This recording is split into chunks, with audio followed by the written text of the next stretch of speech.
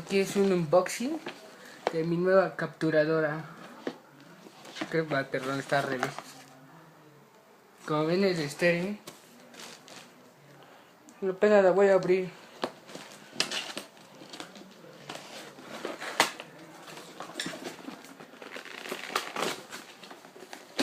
Estoy hasta nervioso. Ahora sí voy a poder grabar. Ay, hijo. Esta madre.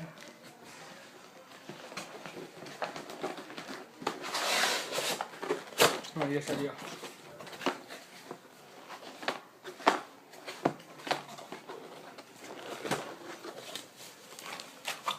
Bueno, aquí está la capturadora.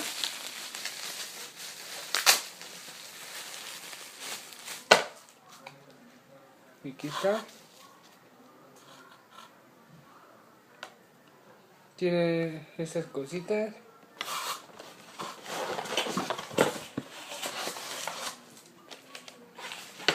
Trae su manual. Quizás su manual. Y trae 2 discos, no sé para qué son, ahí te lo voy a probar. Ese es el contenido nada más. 2 discos, el manual y la capturadora. Pero con eso estoy muy feliz, ya que podré grabar ya mis gameplays. Bueno, eso es todo. Nada más quería que supieran para que ya tengo capturadora y a lo mejor hoy sale el primer video. Nos vemos al ratito.